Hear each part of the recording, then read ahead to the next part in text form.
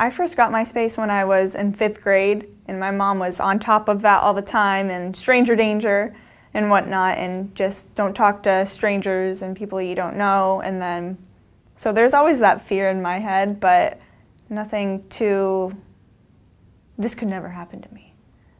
I'm Ashley, this can't happen to me, I'm normal.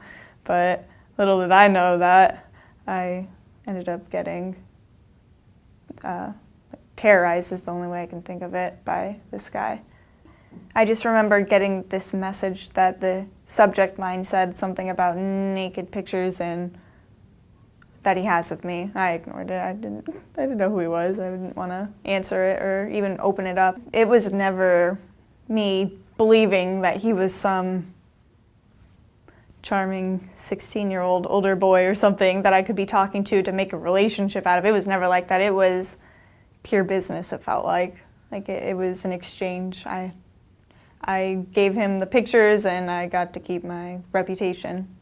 He was not going to stop, and he was set on sharing my picture with whoever he could to ruin my reputation. I felt like a slave. I had to make sure I replied to every message. I had to give him like an explanation. I feel like, why wasn't I replying? And then my lies of everything and what I was doing and whatnot, and then having him know, I'm sorry, I have school in the morning, I have to do this, I'm at school till this time. And then I'd have my nights where I just felt, I just felt depressed. I remember just laying in bed with silence and just thinking, and I felt like God was so disappointed in me.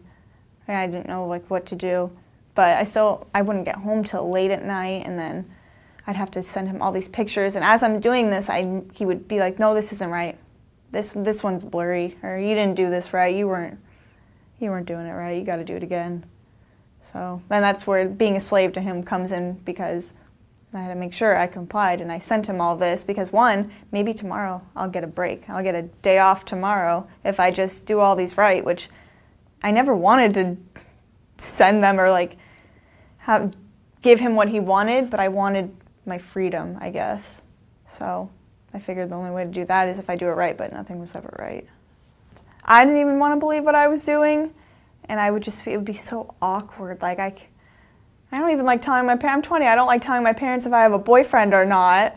So it's like, I'm a quiet person. I keep my business to myself, but I just didn't want my parents to be disappointed in me. I can't. It's just embarrassing to talk about. I still remember going into the bedroom where the computer was when my parents sat me down, and I was like, it was like instant like panic attack. Like my heart and stomach was just, I was like, I don't know what to do right now. Like, how am I going to explain this? And then I got brought into the room and had to come clean once my mom showed me the messages that she saw. That was a relief. It took me a while to realize it was a relief. At first it was embarrassment and like awkward and crying, and I was afraid because I didn't want to go to jail for sexting, and then at least someone knew, and there's no way to describe like just having someone know, and like I'm free, I guess. I don't even have to go into detail to say like what I went through. Just knowing that someone else knows, that someone else is aware that I'm not the only one who knows what I've been doing. It's bricks off of your back. Oh, as awkward as it could be depending on how close you are with your parents, you're gonna feel that awkward. That's heaven compared to feeling alone and closed and by yourself.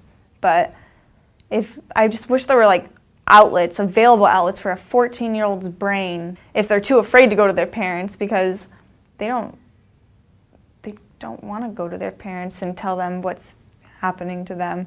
So if they had a different way to go about it, then I think that would make it a lot more comfortable, and it would kind of get the ball rolling for them and to put an end to what they're going through.